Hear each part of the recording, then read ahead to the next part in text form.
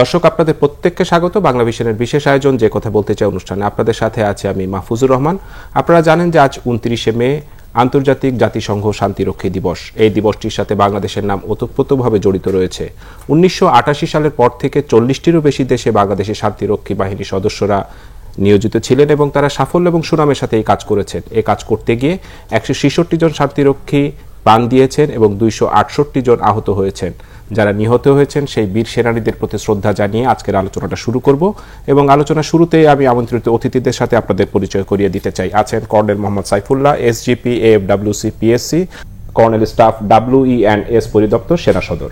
আছেন captain Mohammad Masudur Rahman Zahid, BCGMS এএফডব্লিউসি PSC, colonel staff গোয়েন্দা পরিদপ্তর সশস্ত্র বাহিনী বিভাগ। আছেন group captain Ishtiaq Ahmed Chowdhury, এএফডব্লিউসি PSC, GP pilot, colonel staff প্রশাসন ও ব্যবস্থাপনা পরিদপ্তর সশস্ত্র বাহিনী বিভাগ। আপনাদের তিনজনকে স্টুডিওতে স্বাগত। কর্নেল সাইফুল্লাহ, আপনাকে দিয়ে আলোচনা শুরু করতে চাই। আপনি তো মিশন করেছেন একাধিকবার এবং এই জাতিসংঘ শান্তিরক্ষী মিশন হলেই বাংলাদেশের একটা সাফল্য, গৌরবের ইতিহাস আমরা শুনি। আপনিও সেই গৌরব ইতিহাসের একটা অংশ।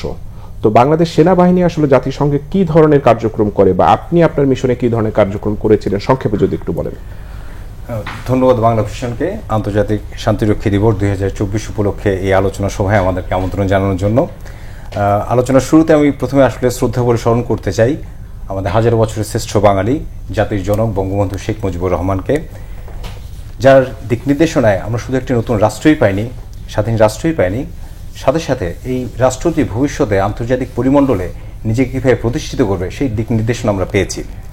উনি আমাদের সংবিধানে সন্নিবেশিত করেছেন আর্টিকেল 25, যেটা আসলে আমাদের আজকের দিনে শান্তি রক্ষায় যে পদযাত্রা তার সূচনা করেছিল। এছাড়াও 1974 সালে জাতিসংঘের সাধারণ পরিষদের অধিবেশনে উনি বিশ্ব শান্তি প্রতিষ্ঠায় বাংলাদেশের অকুণ্ঠ সমর্থনের কথা ঘোষণা করেছিলেন। তারই পথ পরিক্রমায় 1988 সালে প্রথম আমরা জাতিসংঘ ইউনিমগে জাতিসংঘের শান্তিরক্ষী মিশনে 15 জন শান্তিরক্ষী নিয়োগের মাধ্যমে আমাদের এই পথযাত্রা শুরু করি। এই দীর্ঘ প্রায় 3.5 দশকের পথ পরিক্রমায় আমরা পেরেছি, আপনি বলছিলেন একটু আগে যে আমরা আমাদের 168 জন বীর সেনানীকে হারিয়েছি, যার মধ্যে 131 জন ছিলেন বাংলাদেশ সেনাবাহিনীর। তাদের এই আত্মত্যাগের ফলেই আজকে আমরা এই মর্যাদার আসনে প্রতিষ্ঠিত হতে পেরেছি।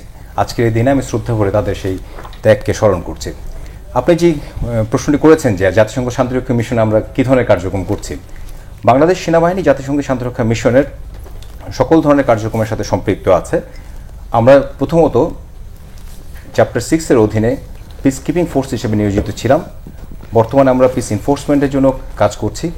এছাড়াও মিশন এলাকায় সন্ত্রাস দমন থেকে শুরু করে অবকাঠামোগত উন্নয়ন, এছাড়া বিভিন্ন ধরনের সহযোগিতা প্রদান, মানবিক সহযোগিতা প্রদানের ক্ষেত্রে আমরা কাজ করে যাচ্ছি।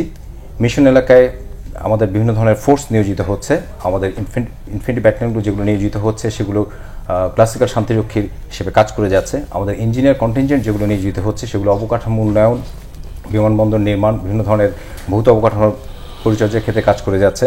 আমাদের মেডিকেল কন্টিনজেন্টগুলো সেসব দেশে চিকিৎসা সহায়তা প্রদান করছে। এই ধরনের সকল ধরনের কার্যক্রমের সাথে আসলে আমরা সম্পৃক্ত আছি। আমি যদি একটু জানতে চাই ক্যাপ্টেন মোহাম্মদ মাসুদুর রহমান জাহিদ, নৌবাহিনী তো একটা বিশেষভাবে কাজ করে, মূলত এরা জলসীমায় কাজ করে। তো সেনাবাহিনীর যুদ্ধ বলতে বা মিশন বলতে আমরা কিন্তু একটা যুদ্ধ ভাবটা দেখি এবং সেখানে শান্তি রক্ষার জন্য কাজ করে। নৌবাহিনী এখানে আসলে বিশেষ কি ভূমিকাটা পালন করে? ধন্যবাদ মাহফুজ ভাই। আজ বিশ্ব শান্তিরক্ষী দিবসে আমাদেরকে স্টুডিওতে আমন্ত্রণের মাধ্যমে দেশবাসীর মাঝে বাংলাদেশের বীর শান্তিরক্ষীদের গৌরবগাথা প্রচারের সুযোগ করে দেওয়ার জন্য আমি আজ এই বিশেষ দিনে নৌবাহিনী, মাননীয় নৌবাহিনী প্রধান এবং সকল নৌ শান্তিরক্ষীদের পক্ষ থেকে দেশবাসীকে জানাচ্ছি এই বিশেষ দিবসের শুভেচ্ছা। আলোচনার শুরুতে আমি গভীর শ্রদ্ধা ভরে স্মরণ করতে চাই জাতির পিতা বঙ্গবন্ধু শেখ মুজিবুর রহমানকে, যিনি আমাদের শুধু স্বাধীনতার রূপকারী ছিলেন না, তিনি আমাদের পররাষ্ট্রনীতির মূল ভিত্তিটাও তৈরি করে দিয়েছিলেন। সেই সাথে আমি স্মরণ করতে চাই বিশ্ব শান্তি রক্ষায় সেই সকল যে শান্তিরক্ষী যারা শাহাদাত বরণ করেছেন বা আহত হয়েছেন, সেই সকল শান্তিরক্ষীদেরকে যাদের এবং তাদের শোক সন্তপ্ত পরিবারের প্রতি জানাতে চাই আমার গভীর সমবেদনা, যারা বিশ্ব শান্তি প্রতিষ্ঠায় সর্বোচ্চ ত্যাগ স্বীকার করে তাদের গুরুদায়িত্ব পালন করে গিয়েছেন। আপনি জানেন জাতির পিতা বঙ্গবন্ধু শেখ মুজিবুর রহমান 1974 সালের 25শে সেপ্টেম্বর জাতিসংঘের 29তম সাধারণ অধিবেশনে তার প্রদত্ত প্রথম বাংলা ভাষণে উনি উল্লেখ করেছিলেন, বিশ্বের সর্বত্র শান্তি প্রতিষ্ঠা অক্ষুণ্ণ রাখার প্রচেষ্টায় আমাদের সমর্থন অব্যাহত থাকবে। এছাড়াও আমাদের পররাষ্ট্রনীতির মূল ভিত্তি তিনি যেটা রচনা করেছিলেন, সবার সাথে বন্ধুত্ব, কারোর সাথে বৈরিতা নয়, এই দুইটি বিষয়ই জাতি হিসেবে আমাদেরকে করে উজ্জীবিত। এবং সেই অনুপ্রেরণা থেকে বাংলাদেশ সশস্ত্র বাহিনী তথা বাংলাদেশ নৌবাহিনী প্রতিটি সদস্য বিশ্ব শান্তি রক্ষায় দীর্ঘদিন যাবৎ কাজ করে যাচ্ছে। 1988 সাল থেকে বাংলাদেশ সশস্ত্র বাহিনী যখন মিশনে যোগদান করলো, বাংলাদেশের নৌবাহিনী 90-এর দশকে সর্বপ্রথম মিশনে যোগদান করে। তখন শুধুমাত্র মোজাম্বিকে আমাদের কিছু গুটি কয়েক শান্তি অবজারভার আমরা প্রেরণের মাধ্যমে আমাদের শান্তিরক্ষা মিশন কার্যক্রম শুরু করি। পরবর্তীতে এটার ব্যাপকতা বৃদ্ধি পায়। আমাদের এই শান্তিরক্ষা মিশনের 2005 সালে আমরা সর্বপ্রথম স্বতন্ত্র আমাদের যে রিভারাইন ইউনিট সেটি মোতায়েন করি সুদানে, এবং সেই একই বছর আমরা আইভরি কোস্টেও একটি বোট ডিট্যাচমেন্ট প্রেরণ করি।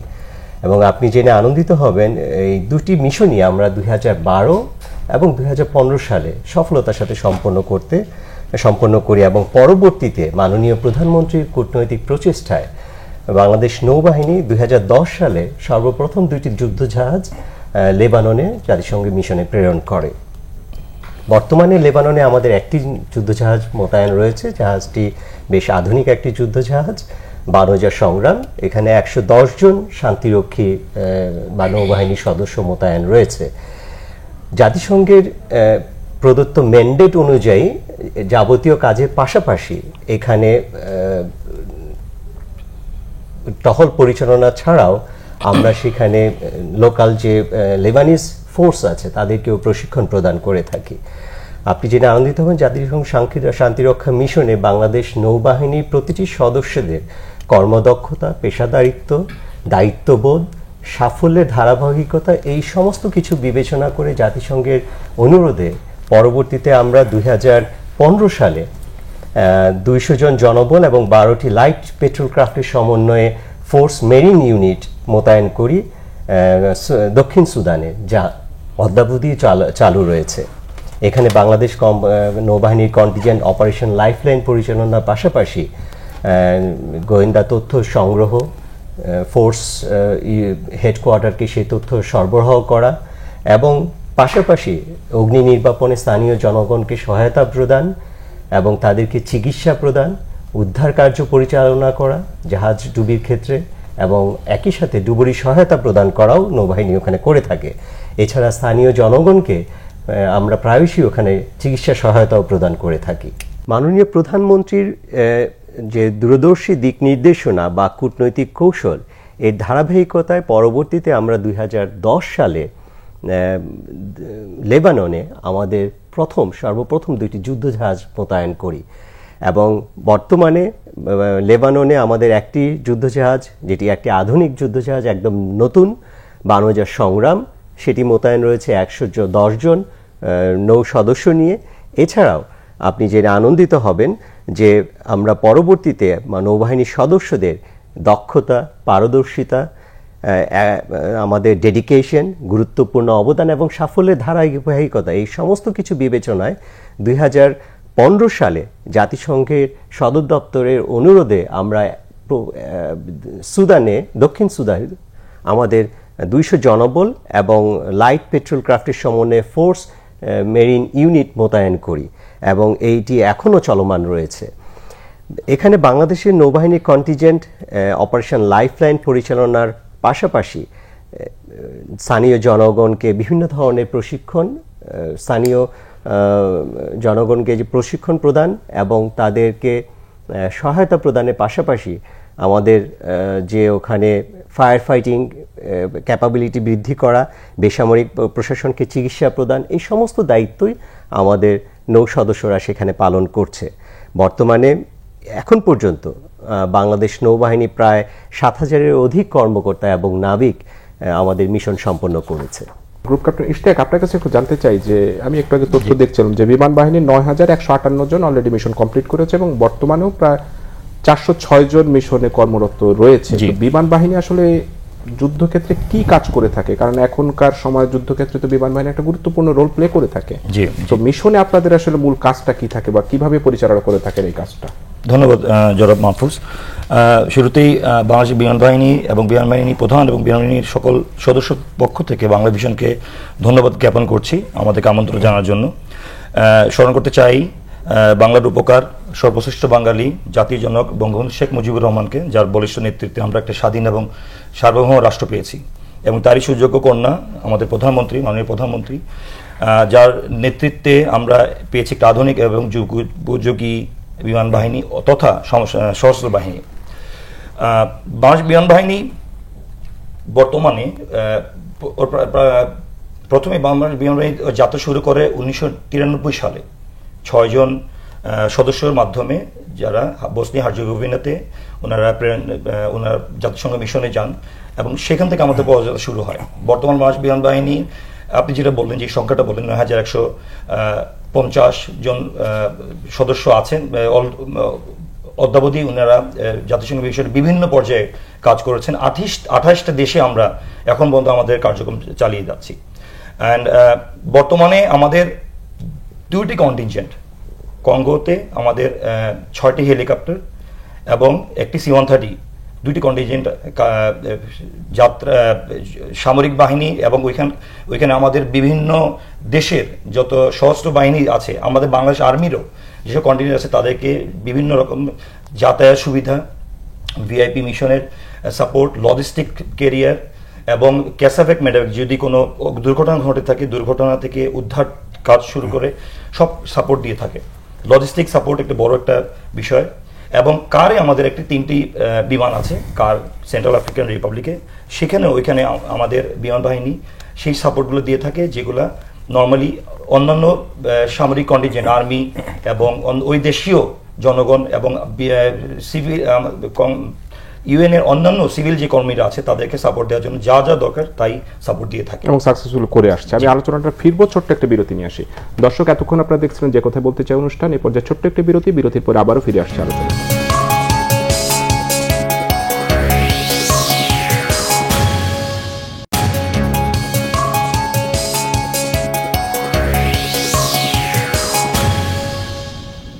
দর্শক, বিরতির পরে আপনাদেরকে আবারও স্বাগত যে কথা বলতে চাই অনুষ্ঠানে। বিরতির আগে আপনারা আলোচনা শুনছিলেন colonel Mohammad Saifullah, SGP, FWC, PSC, colonel staff, WE&S পরিদপ্তর সেরা সদর, captain Mohammad Masudur Rahman Zahid, BCGMS, FWC, PSC, colonel staff, গোয়েন্দা পরিদপ্তর, সশস্ত্র বাহিনী বিভাগ, এবং group captain Ishtiaq Ahmed Chowdhury, FWC, PSC, GPP, colonel staff, প্রশাসন ও ব্যবস্থাপনা পরিদপ্তর। কর্নেল সাইফুল্লাহ, বিরতির আগে আপনারা বলছিলেন যে আপনার কিছু অভিজ্ঞতার কথা।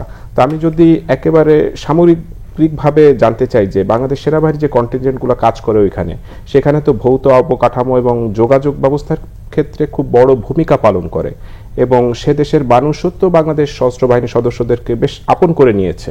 তো এই যে বিভিন্ন অবকাঠামো উন্নয়ন আপনাদের কাজ, এই কাজটা আসলে কি কি ধরনের আপনারা কাজ করে থাকেন? আসলে আমরা অবকাঠামো উন্নয়নের যে কাজ, আমাদের ইউএনের যে নির্দিষ্ট ম্যান্ডেট থাকে, সেই ম্যান্ডেটের মধ্যে থেকে আমরা এই কাজগুলো করে থাকি। এগুলোর জন্য আমাদের ইঞ্জিনিয়ার কন্টিনজেন্ট যেগুলো ডিপ্লয় হয় মিশন এলাকায়, তারা মূলত এই অবকাঠামো উন্নয়নের কাজ করে থাকে। এখানে একটি বিষয় বিশেষভাবে প্রণিধানযোগ্য যে আমাদের যে ম্যান্ডেট টাস্ক দেওয়া থাকে ইউএনের কাছ থেকে, এর বাইরেও আমরা অনেক কাজ স্বতঃপ্রণোদিত হয়েই করে থাকি। আর এটাই বোধ হয় মিশন এলাকায় আমাদের যে গ্রহণযোগ্যতা, ওখানকার জনগণের কাছে যে গ্রহণযোগ্যতা, সেটা অন্যতম একটি কারণ। আমরা সাধারণত যেসব এলাকায় ডিপ্লয় হয়ে থাকি সেসব এলাকার আর্থসামাজিক উন্নয়নের জন্য আমরা অনেক ধরনের সহযোগিতা প্রদান করে থাকি। যেমন উল্লেখযোগ্য হচ্ছে, আমরা অনেক জায়গায় মসজিদ নির্মাণ করেছি, অনেক জায়গায় ক্লিনিকের সহায়তা প্রদান করেছি। আমাদের ইঞ্জিনিয়ার কন্টিনজেন্টগুলো যেখানে বিমানবন্দরের নিরাপত্তার কাজে নিয়োজিত ছিল, আমরা দুর্গম এলাকাগুলোতে, যেখানে আমরা রাস্তাঘাট কেউ চিন্তাই করতে পারে না, এ ধরনের জায়গায়, দুর্গম জায়গাগুলোতে আমাদের ইঞ্জিনিয়ার কন্টিনজেন্টগুলো কাজ করেছে। আমি আপনাকে স্পেসিফিক একটি মিশনের কথা বলতে পারি। আমি যদি DR কঙ্গোর কথা বলি আপনাকে, ওখানে একটি জায়গা ছিল বেনি এলাকায়, সেখানে আমাদের এমন দুর্গম জায়গা, ওখানে রিবেলদের এতই প্রভাব ছিল, অন্যান্য দেশে ইঞ্জিনিয়ার কন্টিনজেন্ট ওই জায়গায় কাজ করার ক্ষেত্রে অপারগতা প্রকাশ করেছিল। ওখানেও আমাদের বাংলাদেশ কন্টিনজেন্টের অকুতভাবে ইঞ্জিনিয়ার সৈনিকরা সেখানে কাজ করে অবকাঠামো উন্নয়নের কাজ করেছে। এভাবে আসলে মিশন এলাকায় বিভিন্ন ধরনের কাজে আমরা নিজেদের সম্পৃক্ত রাখি।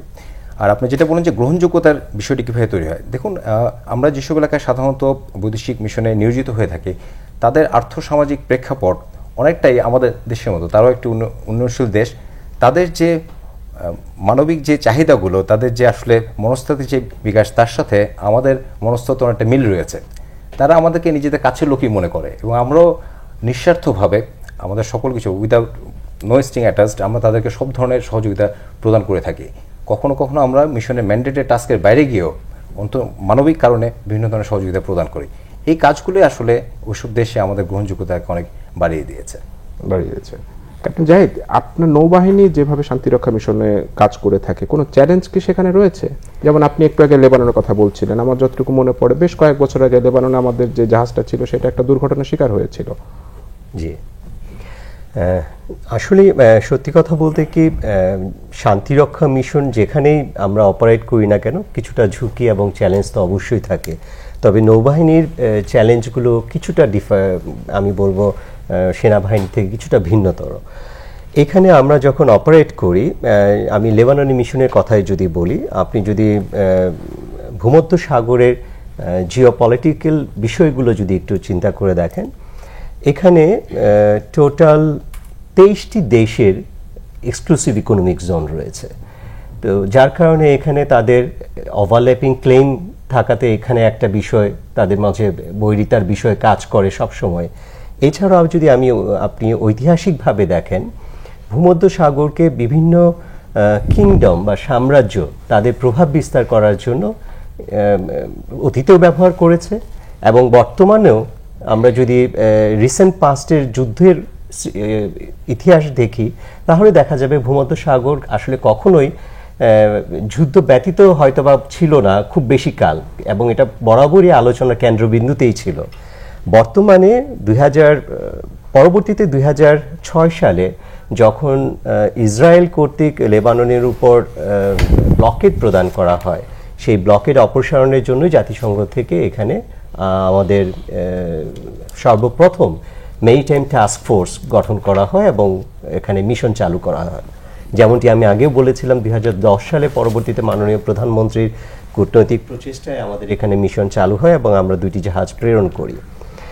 এখন এই যে ব্যাকগ্রাউন্ডটা আমি বললাম, এই ব্যাকগ্রাউন্ড থেকে এটা আপনি সহজেই অনুধাবন করতে পারছেন যে এখানে অনেকগুলো দেশের মাঝে গ্রহণযোগ্যতা অর্জন করাটাই একটা আমাদের জন্য বড় চ্যালেঞ্জ। এর পাশাপাশি যখন আমরা ওখানে অপারেট করি, একটা নৌবাহিনী জাহাজকে অপারেট করার জন্য আপনি জানেন যে তার ডকইয়ার্ড সাপোর্টটা খুবই জরুরি। ডকইয়ার্ড সাপোর্ট ছাড়া দীর্ঘ সময় একটা জাহাজকে অপারেট করা, তার হোম পোর্টের এত দূরে, প্রায় 10,000 কিলোমিটার দূরে আমরা ওখানে অপারেট করছি। সো এটা বড় একটা চ্যালেঞ্জ আমাদের জন্য। লেবাননে যেহেতু এই মুহূর্তে কোনো ভালো ডকইয়ার্ড নেই, সেই কারণে আমাদেরকে ডকইয়ার্ড সাপোর্টটাও নিতে হয় ইউরোপের অন্য একটা কান্ট্রি থেকে। আমরা প্রায়ই টার্কির থেকে এই সাপোর্টটা নিয়ে থাকি। এছাড়া ছোটোখাটো যে সমস্ত রক্ষণাবেক্ষণের প্রয়োজন হয়, সেই রক্ষণাবেক্ষণগুলো শুধুমাত্র আমাদের কর্মঠ, ডেডিকেটেড এবং প্রফেশনাল যে ক্রুরা আছে তারা তাদের দৈনন্দিন কাজের পাশাপাশি এই অতিরিক্ত চাপটা নিয়ে তারা এই কাজটা পরিচালনা করে থাকে, যার কারণে তাদেরকে অতিরিক্ত সময় কঠোর পরিশ্রম করতে হয়। এছাড়া বাংলাদেশে যখন আমাদের কোনো জাহাজ অপারেট করে, জাহাজের একটা নির্দিষ্ট রোটেশনের মধ্যে দিয়ে আমরা যাই, বাট সমুদ্রের সময়কালটা আমাদের অতটা দীর্ঘ হয় না। যেরকম আমরা লেবাননে যখন অপারেট করছি, আপনি জানেন সম্পূর্ণ সময়কালে প্রায় 70 থেকে 80% সময় আমাদের জাহাজকে সমুদ্রে মোতায়েন থাকতে হয়। এটা নাবিকদের জন্য বা ক্রুদের জন্য বেশ বড় একটা চ্যালেঞ্জ। তাদেরকে মানসিকভাবে, শারীরিকভাবে উজ্জীবিত রেখে এই দীর্ঘ সময় জাহাজকে পরিচালনা করা, সেখানে টহল পরিচালনা করা এবং মিশন কর্তৃক, জাতিসংঘ মিশন কর্তৃক অর্পিত অন্যান্য দায়িত্বগুলো পালন করা একটা বড় চ্যালেঞ্জ আমাদের জন্য। এছাড়া আপনি জানেন যে মেডিটেরিয়ানে সবসময় আবহাওয়া অনুকূল থাকে না, মাঝে মাঝে সেখানে আবহাওয়া বেশ প্রতিকূলও হয়ে যায়। এই প্রতিকূল পরিবেশে যখন আমরা এই সমস্ত চ্যালেঞ্জ মোকাবেলা করে অপারেট করি, এটা আমাদের জন্য একটা বড় চ্যালেঞ্জ হয়ে দাঁড়ায়। এছাড়া লজিস্টিকের ইস্যুটা তো উল্লেখ করতেই হয় যে আমাদের ওখানকার যাবতীয় জাহাজ পরিচালনার জন্য যাবতীয় লজিস্টিক আমাদেরকে তখন যোগান দিতে হলে লেবাননের পাশাপাশি ইউরোপিয়ান অন্য কান্ট্রির দিকেও আমাদেরকে মনোযোগ দিতে হয়। এছাড়া কখনো কখনো দেখা যায় যে সেটা আমাদেরকে বাংলাদেশ থেকেও তার জন্য ওই জাহাজের জন্য আমাদেরকে এখান থেকে লজিস্টিক্স প্রেরণ করতে হয়। রসদের যোগানটা আসলে কোত্থেকে আসে? রসদের যেটা যোগান আপনি যেটা বলছিলেন, আমি যেটা বলেছিলাম লজিস্টিকের বিষয়টা, সেটা হচ্ছে ওই লেবানন এবং European country as well as Bangladesh থেকেও আমরা মাঝে মাঝে এই সমস্ত বিভিন্ন ধরনের রসদ সাপ্লাই দিয়ে থাকি, যেটা আমাদের টোটাল লজিস্টিক প্ল্যানের মধ্যে এটাকে আমাদের চ্যালেঞ্জিং একটা বিষয়। জি, গ্রুপ ক্যাপ্টেন ইশতিয়াক, আপনারাও তো বিমান বাহিনীর হেলিকপ্টার এবং বিমান বাহিনীর বিমান নিয়েই আসলে মিশনে যান, আমাদের বিমানগুলো নিয়ে। এটা আসলে এই যুদ্ধক্ষেত্রে কতটা আধুনিক বিমান বা হেলিকপ্টার আপনারা নিয়ে যাচ্ছেন, আপনাদের আসলে কি ধরনের চ্যালেঞ্জ থাকে? ধন্যবাদ। বাংলাদেশ বিমান বাহিনীর যেসব হেলিকপ্টার এট প্রেজেন্ট আমাদের 9টি হেলিকপ্টার আছে ওখানে, 2টি দেশে, এবং C-130B বিমান আছে। সবগুলি অত্যন্ত আধুনিক এবং যুগ উপযোগী। ওইখানকার মিশন এলাকাতে যেহেতু বৈরী একটা পরিবেশ আছে, ওইখানকার আবহাওয়া বৈরী, প্রতিকূল পরিবেশে আমাদের অপারেট করতে হয় ওখানে।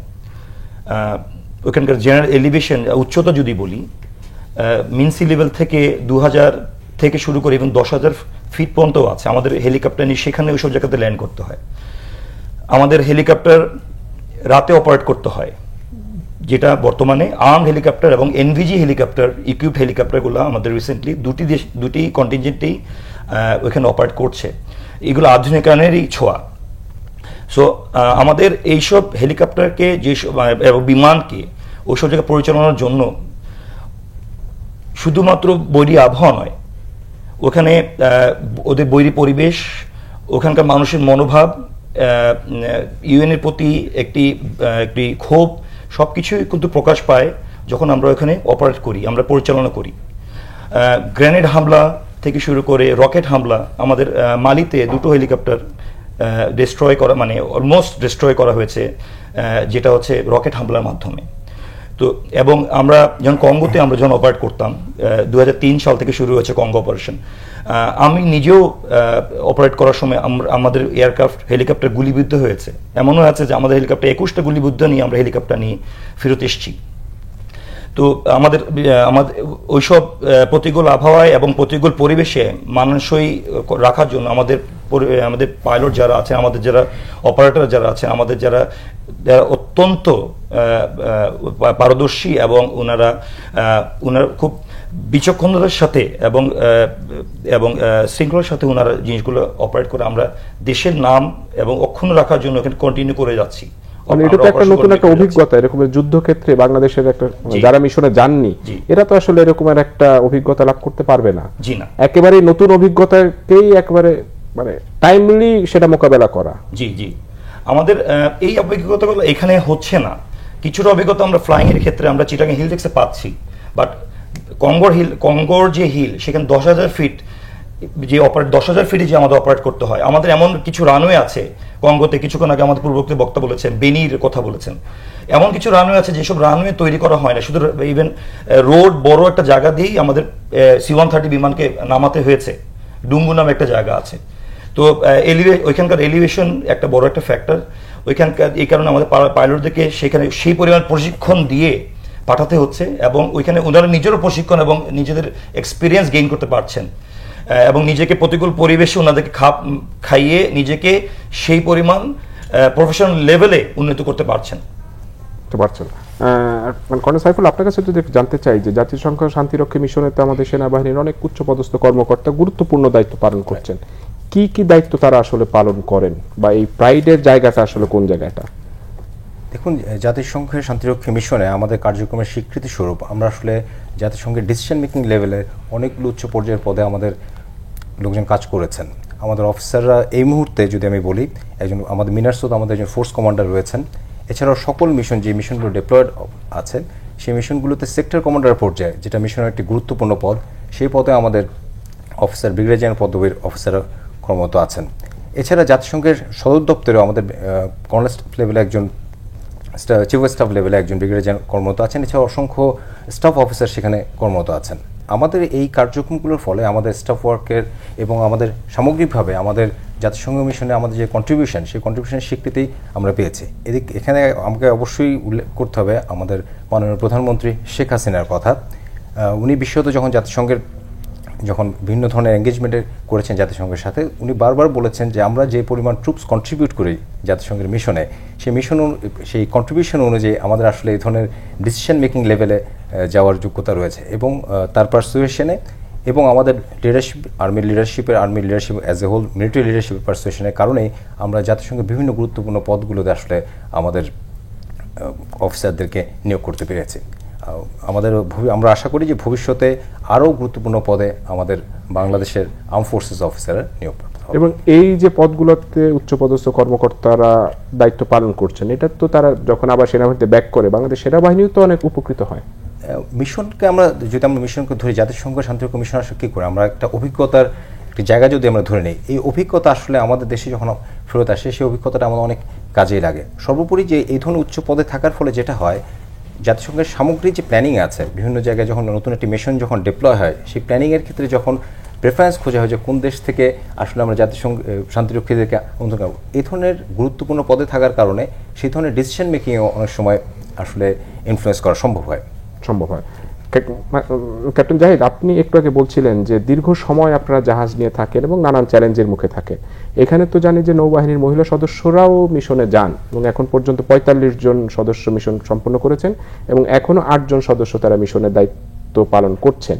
তো মহিলাদের জন্য কি এটা বাড়তি একটা চ্যালেঞ্জ না, যে পরিবার সন্তান ছেড়ে দীর্ঘ সময় এরকমের শিপে থাকা বা মিশনে কাজ করা, তাদের জন্য আসলে কি চ্যালেঞ্জ থাকে, বা তাদের জন্য আপনারা কোনো স্পেশাল কোনো কেয়ার নেন কিনা? আসলে নৌবাহিনীতে চাকরিটাই একটা চ্যালেঞ্জিং। শিপে যেটা আপনি বললেন, নৌবাহিনীর যে কোনো শিপে যখন আমরা মোতায়েন থাকি, এটা নারীদের ক্ষেত্রে অবশ্যই চ্যালেঞ্জিং। এছাড়া এই চ্যালেঞ্জিং সিচুয়েশনটা যখন আবার মিশনে হয়, সেটা ডেফিনেটলি আরও বড় চ্যালেঞ্জের বিষয়। সেখানে আপনি যেটা বলেছিলেন, পরিবারের সদস্যদের থেকে দূরে তারা দীর্ঘ সময় মোতায়েন থাকছে, এই বিষয়টি তাদের মানসিকভাবে অবশ্যই তাদেরকে কিছুটা হলেও আমি বলবো যে তাদেরকে এটা মোকাবেলা করতে হচ্ছে। বাট আপনি জেনে আনন্দিত হবেন যে ২০০৯ সালে যখন জাতিসংঘ কর্তৃক শান্তিরক্ষায় নারীদের অবদান এবং ভূমিকার উপর বিশেষ গুরুত্ব আরোপ করা হয়, সেই ২০০৯ সাল থেকেই আমরা বাংলাদেশ সশস্ত্র বাহিনী চেষ্টা করে জাতিসংঘের নারীদের অংশগ্রহণটা বৃদ্ধি করার বিষয়ে, এবং তারপর থেকে অদ্যাবধি এই নারীর সংখ্যাটা কিন্তু গ্র্যাজুয়ালি বৃদ্ধি পেয়েছে।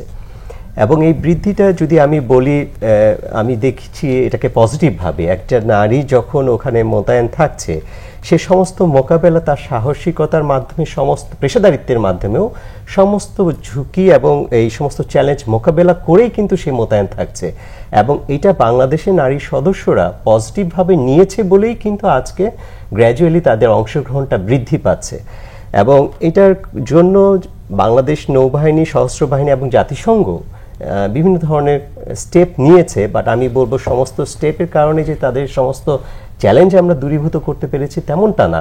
চ্যালেঞ্জ সেখানে আছে, এটা থাকবে। বাট আমি এখানে উল্লেখ করতে চাই স্পেশালি যে তাদের সাহসী মনোভাব, তাদের চ্যালেঞ্জ গ্রহণ করার যে মনোভাব, তাদের দেশের জন্য বা দেশের সুনাম বৃদ্ধি করার জন্য তাদের আন্তর্জাতিক পরিমণ্ডলে কাজের যে স্পৃহা, এই সমস্ত কিছু এই চ্যালেঞ্জ মোকাবেলার জন্য একটা বড় ভূমিকা পালন করছে। এবং আমাদের নারী শান্তিরক্ষীদের অংশগ্রহণ দিন দিন বৃদ্ধি পাচ্ছে। তারা জাতিসংঘের অপারেশনাল কার্যক্রমে সরাসরি অংশগ্রহণের মাধ্যমে জাতিসংঘের অপারেশনাল কার্যক্রমেরও ব্যাপ্তি ঘটিয়েছে।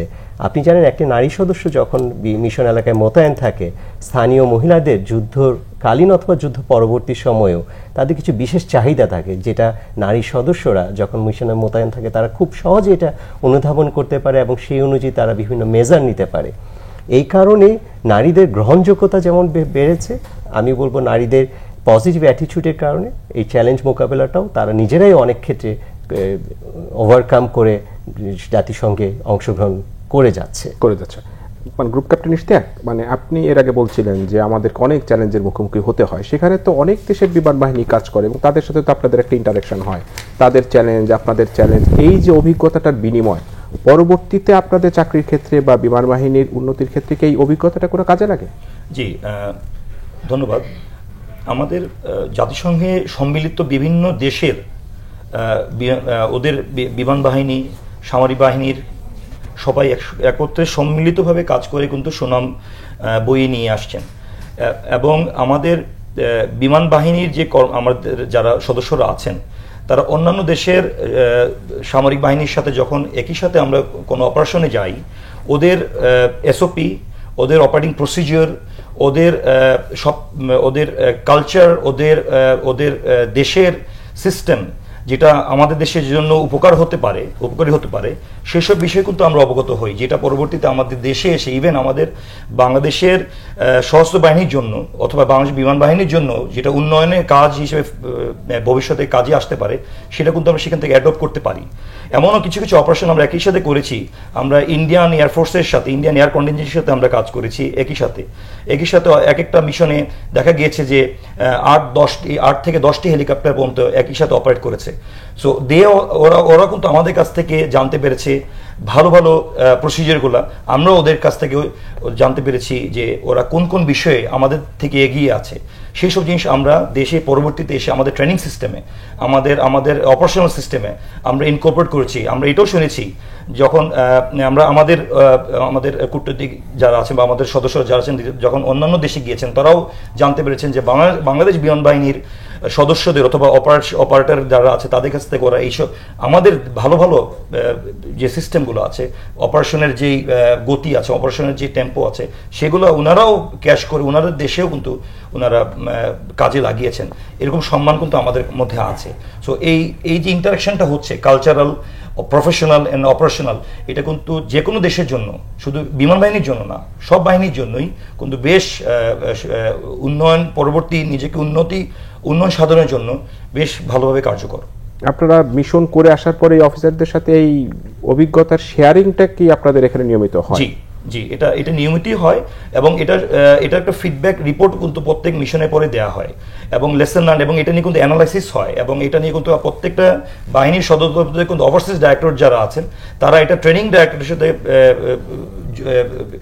কোঅর্ডিনেশনের মাধ্যমে এই জিনিসগুলোকে কিভাবে উন্নত করা যায় স্ব বাহিনী থেকে, সেগুলো পরবর্তীতে উন্নয়নের জন্য পরবর্তী কার্যক্রম শুরু করেন। কর্নেল সাইফুল্লাহ, আপনার কাছে জানতে চাই যে শান্তিরক্ষী মিশনে বাংলাদেশের সুনাম আসলে বেশ, বিশ্বের বিভিন্ন দেশে বাংলাদেশি শান্তিরক্ষী মিশনের সদস্যদেরকে গ্রহণযোগ্যতাটা অনেক বেশি। এই গ্রহণযোগ্যতাটা বেশি হওয়ার কারণটা কি? অন্যান্য দেশের সাথে আমাদের সদস্যদের তফাৎটা কি? গুরুত্বপূর্ণ প্রশ্ন করেছেন যে আসলেই তো জাতিসংঘ শান্তিরক্ষী মিশনে সব দেশই কন্ট্রিবিউট করতে চায়। আসলে আমাদের গ্রহণযোগ্যতার জায়গাটা কীভাবে তৈরি করেছে, আমি যদি আপনাকে খুব সংক্ষেপে বলি, প্রথমে আমি বলবো যে আমাদের বিশ্বমানের পেশাদারিত্ব। এর যদি আরও কিছু ইন্ডিকেটরকে আমি পেশাদারিত্বকে ডিফাইন করতে চাই, আমাদের শৃঙ্খলার মান। যে কোনো দেশে আমরা যে কোনো সময় গল্প করে বলতে পারি আমাদের বাংলাদেশ সশস্ত্র বাহিনীর শৃঙ্খলার মান অনেক উন্নত। আমাদের সক্ষমতা, আমাদের দীর্ঘ এই 3.5 দশকের পথ চলায় আমরা কিন্তু আমাদের মিশনের জন্য যে সক্ষমতা তৈরি করা প্রয়োজন, সেই সক্ষমতাগুলো আমরা তৈরি করেছি। এক্ষেত্রে অবশ্যই আবার বলতে হয় আমাদের মাননীয় প্রধানমন্ত্রীর কথা, তিনি ফোর্সেসগুলো আওতায় আমাদের বাহিনী সমূহকে আধুনিকায়নের যে পদক্ষেপ গ্রহণ করেছেন, তার ফলে আমাদের সক্ষমতা অনেক বৃদ্ধি পেয়েছে। এছাড়াও রয়েছে আমাদের প্রশিক্ষণের মান। আপনি জানেন যে আমাদের একটা আন্তর্জাতিক মানের শান্তিরক্ষী প্রশিক্ষণ কেন্দ্র রয়েছে, বিপসট, যেখানে আন্তর্জাতিক মানের প্রশিক্ষণ পরিচালনা করা হয় এবং বিশ্বের বিভিন্ন দেশ থেকে অসংখ্য প্রশিক্ষণার্থী এই জায়গায় এসে থাকেন।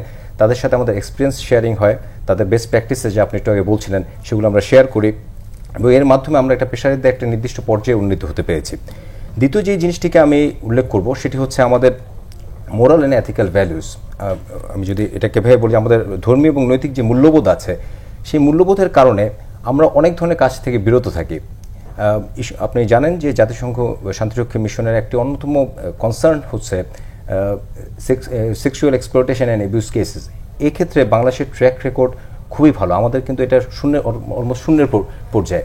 এই কারণেও আমাদের আসলে এই গ্রহণযোগ্যতাটা তৈরি হয়েছে। এছাড়াও আমরা প্রথম থেকে যে কথাগুলো বলছিলাম যে আমরা জাতিসংঘ শান্তিরক্ষী কার্যক্রমে যখনই নিয়োজিত হই, আমরা কোনো নির্দিষ্ট ন্যাশনাল ক্যাবিনেট নিয়ে কাজ করি না। আমরা আসলে ম্যান্ডেটেড টাস্ক যে আছে সেই টাস্কের বাইরে গিয়েও আমাদের আন্তরিকতা এবং মানবিকতা দিয়ে সেই দেশের জনগণের সাথে সম্পৃক্ত হতে চাই, তাদের আর্থসামাজিক উন্নয়নের ক্ষেত্রে আমরা কাজ করি। এসব সব কিছুর কারণে আসলে আমাদের এই যে গ্রহণযোগ্যতা এটা বৃদ্ধি পেয়েছে। আর আপনি আমি যদি অন্য একটা পার্সপেক্টিভ থেকে দেখি যে কেন জাতিসংঘ সদর দপ্তর বাংলাদেশকে শান্তিরক্ষীদেরকে চুজ করে নিচ্ছে, এক্ষেত্রে দেখুন যে আমাদের শান্তিরক্ষার যে কার্যক্রমের যে অভিজ্ঞতা, সে অভিজ্ঞতা প্রায় 4 দশকের অভিজ্ঞতা, এবং এই অভিজ্ঞতা অর্জনের ক্ষেত্রে ধারাবাহিকভাবে আমরা পারফর্ম করে গিয়েছি। আমরা সেই দেশে জনগণের আস্থা অর্জন করতে পেরেছি।